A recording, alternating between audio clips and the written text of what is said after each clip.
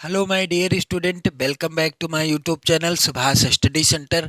जितने भी मेरे प्यारे बच्चे कक्षा 10 के विद्यार्थी हैं और 22 फरवरी 2024 को हिंदी विषय का पेपर देने वाले हैं। जितने भी मेरे प्यारे बच्चे कक्षा 10 के विद्यार्थी हैं और जिन बच्चों का 22 फरवरी 2024 को हिंदी विषय का पेपर देने वाले हैं, यानी 2024 को 22 फरवरी को आपका हिंदी विषय का पेपर है, तो आप लोग यहाँ पर जो मैं आपके लिए लेकर के आया हूँ 20 सबसे महत्वपूर्ण एमसीक्यू प्रश्न। इन प्रश्नों को आप लोग जरूर तैयार कर लेना। मैं वादा करता हूँ कि यहाँ से आपकी बोर्ड परीक्षा में 100% प्रश्न पूछे जाएंगे। जी हाँ मेरे प्यारे बच्चों, सबसे महत्वपूर्ण प्रश्नों को यहाँ पर मैंने आपके लिए लिए हैं और ये प्रश्न आप लोग जरूर तैयार कर लो।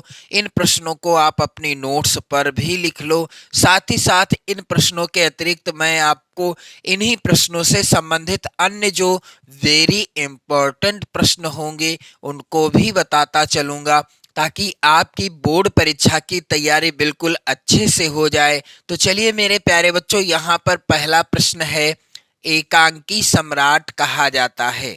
एकांकी सम्राट दिए गए विकल्पों में से किसे कहा जाता है? विकल्प इस प्रकार से हैं मेरे प्यारे बच्चों।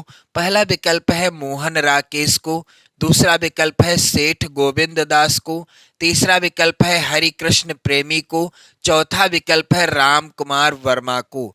एकांकी सम्राट किसे कहा जाता है? इस प्रश्न का उत्तर होगा मेरे प्यारे बच्चों राम कुमार वर्मा जी को एकांकी सम्राट कहा जाता है। और इनकी प्रसिद्ध एकांकी का नाम क्या है?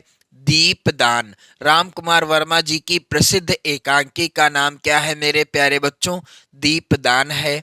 और यदि प्रश्न में पूछ लिया जाता उपन्यास सम्राट किसे कहा जाता है, उपन्यास सम्राट किसे कहा जाता है, तो उत्तर क्या होता? मुंशी प्रेमचंद जी को उपन्यास सम्राट कहा जाता है। और इनके प्रसिद्ध उपन्यास हैं गोदान, गबन, निर्मला, रंगभूमि,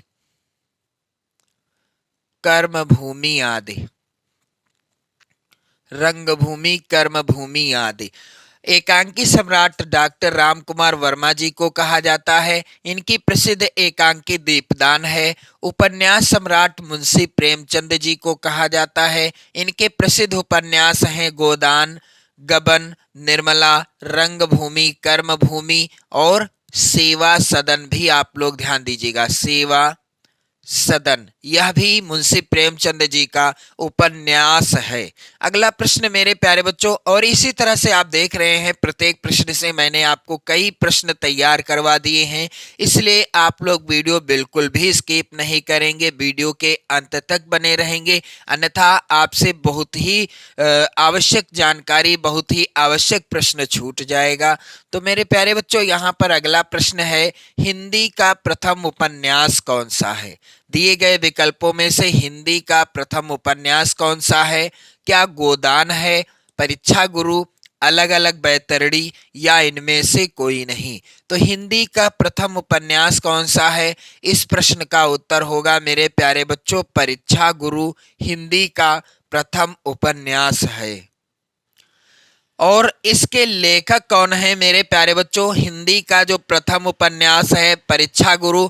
यदि प्रश्न में पूछ लिया जाता हिंदी का प्रथम मौलिक उपन्यास कौन सा है, मौलिक उपन्यास, तो भी उत्तर यही रहता, क्योंकि प्रथम मौलिक उपन्यास परीक्षा गुरु ही है। और इसके लेखक कौन है मेरे प्यारे बच्चों? श्रीनिवास दास जी। परीक्षा गुरु उपन्यास के लेखक कौन हैं? श्रीनिवास दास जी, जो कि हिंदी का प्रथम मौलिक उपन्यास है। अगला प्रश्न है प्रश्न संख्या 3, वेरी इंपॉर्टेंट है।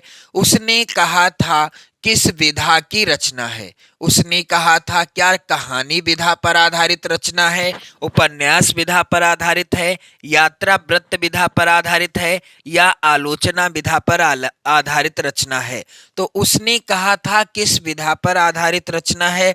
दिए गए विकल्पों में से सही उत्तर क्या होगा मेरे प्यारे बच्चों? उसने कहा था कहानी विधा पर आधारित रचना है। आप लोग कमेंट करके उत्तर दीजिएगा कि उसने कहा था कि लेखक कौन है। उसने कहा था कहानी विधा के लेखक कौन है। इसका उत्तर आप लोग जो है कमेंट करके आंसर बताइएगा। मेरे प्यारे बच्चों, आप लोग ध्यान देंगे। अगला प्रश्न है यहाँ पर त्याग पत्र। वेरी इंपॉर्टेंट प्रश्न है आपकी बोर्ड परीक्षा 2024 के लिए। मेरे प्यारे बच्चों, आपसे मैंने रिक्वेस्ट भी की है कि आप लोग इन प्रश्नों को जरूर नोट कर लेना। यहाँ से 100% प्रश्न पूछे जाएंगे आपकी बोर्ड परीक्षा 2024 में। ये आप देखिएगा 22 फरवरी जब पेपर देने जाओगे हिंदी विषय का, उसी में ये प्रश्न आपको देखने को मिलेंगे। मेरे प्यारे बच्चों, प्रश्न है त्याग पत्र के लेखक का नाम क्या है। पहला विकल्प है मुंशी प्रेमचंद, दूसरा विकल्प है जयशंकर प्रसाद, तीसरा है अमृतलाल नागर, चौथा है जैनेन्द्र कुमार। त्याग पत्र के लेखक का नाम क्या है। मेरे प्यारे बच्चों, यहाँ पर आप लोग ध्यान दीजिएगा। त्याग पत्र जैनेन्द्र कुमार जी के द्वारा लिखी गई रचना है। और यदि पूछ लिया जाता त्याग पत्र किस विधा पर आधारित रचना है, तो उत्तर क्या होता मेरे प्यारे बच्चों। त्याग पत्र उपन्यास विधा पर आधारित रचना है। किस विधा पर? उपन्यास विधा पर आधारित रचना है। मेरे प्यारे बच्चों, यहाँ पर आगे अगला प्रश्न आप लोग ध्यान दीजिएगा। ठूठा आम किसकी रचना है। वेरी इंपॉर्टेंट प्रश्न है। क्या इसके लेखक रामधारी सिंह दिनकर जी हैं, या हजारी प्रसाद द्विवेदी जी हैं, या महावीर प्रसाद द्विवेदी जी हैं, अथवा भगवत सरल उपाध्याय जी हैं।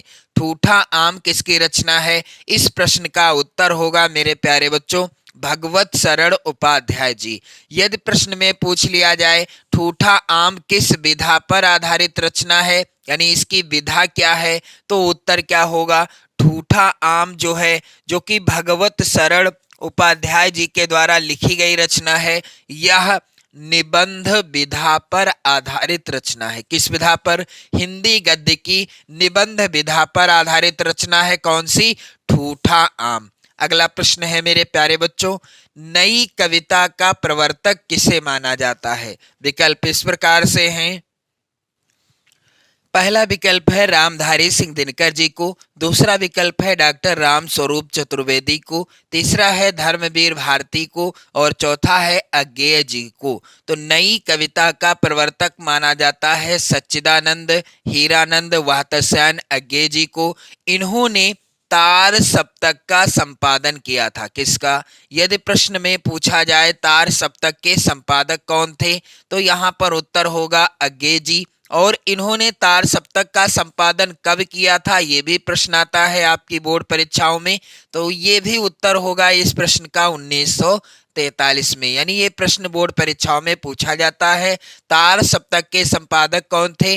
अज्ञेय जी थे। और इन्होंने तार सप्तक का संपादन सन 1943 ईस्वी में किया था। तो मैंने आपको बताया है यहाँ पर एक प्रश्न से 3 महत्वपूर्ण प्रश्नों को, इसीलिए मैं कहता हूँ आप लोग वीडियो के अंत तक बने रहना। इसी तरह के महत्वपूर्ण प्रश्न मैं आपको बताता चलूंगा जो आपकी बोर्ड परीक्षा 22 फरवरी 2024 को 100% पूछे ही जाएंगे।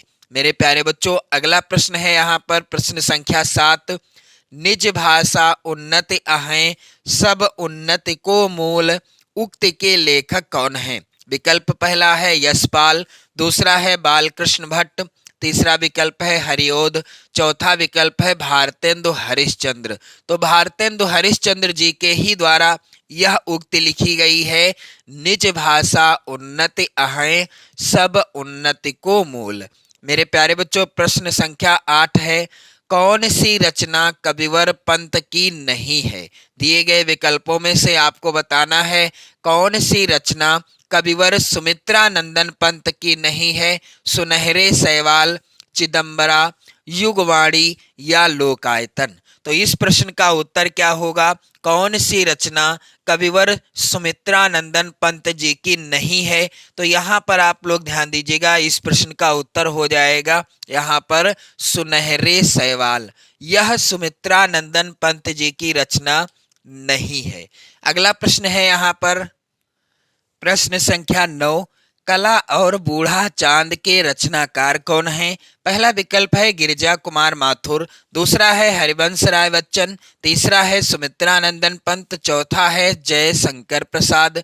तो कला और बूढ़ा चांद, इसके लेखक कौन है मेरे प्यारे बच्चों? यहाँ पर उत्तर हो जाएगा गिरिजा कुमार माथुर होगा राइट आंसर, या सुमित्रा नंदन पंत होगा, या हरिवंश राय बच्चन होगा। तो यहाँ पर आप लोग ध्यान दीजिएगा, इस रचना के रचनाकार हैं सुमित्रा नंदन पंत। कला और बूढ़ा चांद सुमित्रा नंदन पंत जी की रचना है। अगला प्रश्न वेरी इंपॉर्टेंट है मेरे प्यारे बच्चों, भारत भारती के रचनाकार कौन हैं? पहला है विकल्प यहाँ पर बिहारी लाल, दूसरा विकल्प है मैथिली शरण गुप्त, तीसरा विकल्प है भारतेंदु हरिश्चंद्र, चौथा है जयशंकर प्रसाद। तो भारत भारती के रचनाकार कौन हैं? इस प्रश्न का उत्तर होगा मेरे प्यारे बच्चों मैथिली शरण गुप्त जी के द्वारा लिखी गई है भारत भारती नामक रचना। और मैथिली शरण गुप्त जी को राष्ट्र कवि की उपाधि से भी सम्मानित किया गया था, यानी ये राष्ट्र कवि भी हैं। यानी यदि प्रश्न में पूछ लिया जाए निम्न में से कौन राष्ट्र कवि हैं, उत्तर हो जाएगा मैथिली शरण गुप्त। अगला प्रश्न वेरी इंपॉर्टेंट है मेरे प्यारे बच्चों, करुण रस का स्थायी भाव क्या है? क्या शोक है, भय है, रति है, या हास है? तो शोक क्या है? करुण रस का स्थायी भाव। शोक जो है करुण रस का स्थायी भाव है, और भय भयानक रस का स्थायी भाव है। किस रस का? भयानक रस का स्थायी भाव है। रति जो है यह श्रृंगार रस का स्थायी भाव है, और हास जो है यह हास्य रस का अस्थायी भाव है। तो यहाँ पर मैंने आपको चारों विकल्पों का उत्तर बता दिया है। करुण रस का स्थायी भाव शोक है, भयानक रस का स्थायी भाव भय है, श्रृंगार रस का स्थायी भाव रति है, और हास्य रस का स्थायी भाव हास है। मेरे प्यारे बच्चों यहाँ पर आप देखोगे अगला प्रश्न संख्या 12, आहुति सी गिर चढ़ी चिता पर चमक उठी ज्वाला सी में कौन सा अलंकार है? मेरे प्यारे बच्चों मैं आपसे एक रिक्वेस्ट करना चाहूंगा कि आप लोग इन सभी प्रश्नों को अपनी नोट्स पर लिख लेना, क्योंकि सेम इसी पैटर्न पर प्रश्न पूछे जाएंगे आपकी बोर्ड परीक्षा 2024 में 22 फरवरी को हिंदी के पेपर में। मेरे प्यारे बच्चों यहाँ पर जो प्रश्न है इतना ज़्यादा पूछा जाता है यह प्रश्न बोर्ड परीक्षा में। यहाँ पर प्रश्न देख लें आप सभी लोग, आहुति सी गिर चढ़ी चिता पर चमक उठी ज्वाला सी में कौन सा अलंकार है?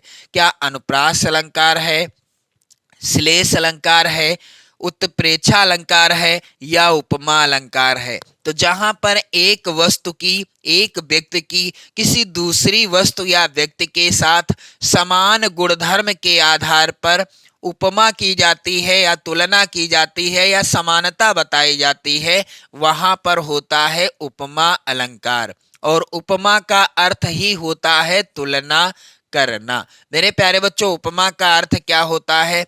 तुलना करना।